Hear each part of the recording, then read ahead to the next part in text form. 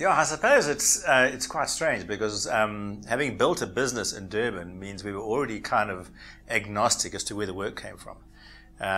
It's tough building a business in Durban, but that made you, I think, maybe try a little harder. And we have forays into Cape Town and Johannesburg and do well. So why not have a little tilt at Nigeria and Ghana and Kenya? And the challenge came to us a number of years ago when Barclays were looking for an agency to handle the brand in 11 countries in Africa. It was a 10-way pitch. We were the only individual agency, the only South African standalone agency, and we got down to the final two out of all the internationals. And I asked the client, well, we're up against one very big multinational and ourselves, and he said, well, we'd be very brave to go with you. So I said, well, the fact that we're in number two means there's a bit of bravery lurking in the system, so give me a tilt. And to do that, we had to build a network in Africa, and the competitor had a substantial network, and we had nothing. We had a team of 50 or 60 in Durban. So we approached the lead agencies in all the countries that Barclays were active in. There were 11 countries. Spoke to Unilever to help us in terms of assessing which agencies they rated, and then spoke to the agencies and said, if we were successful in the pitch, would you be prepared to work with us? And 9 out of 10 said yes. And we formed a network that was, strangely enough, incredibly strong because they were good on the ground. We picked the ones that were strongest in a particular country because networks are not always strong in every country. They're strong in some countries and weak in others. So we had a best of breed network, which Barclays London we're very excited about. We met the people, formed a way of working, and we ran the account very successfully for 6 or 7 years. Got some accolades in Dublin when Barclays was looking better across 11 African countries, more cohesive than it did between Italy and Spain, which was quite strange.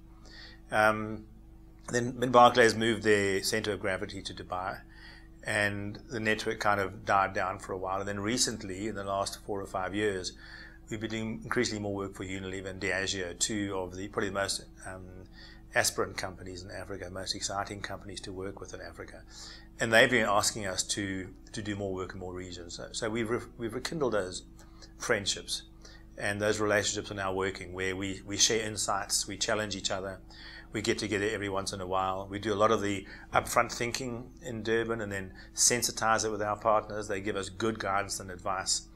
So it's built purely on trust. They're great people, and we think we're nice people. We hope that the work that we share helps develop some of their skills, and they certainly enlighten us, which is very special. And then they're able to go and work those clients and get some localized work. So I think this network way of working of independence, and even some that are part of a network but are happy to collaborate, will be a way of making sure you do get a best of breed, and you get, without the onerous overheads of having to manage a costly network, you pull the skills and the brains together as and when you need them, and you disperse once the project has safely been put to bed. It's working for us. We would like to share it with some other people. We want to grow it. And yeah, it's just a wonderful way to meet some wonderful, talented people on the region and land some great work. So here to the next 36 years, of which time I'll be 120.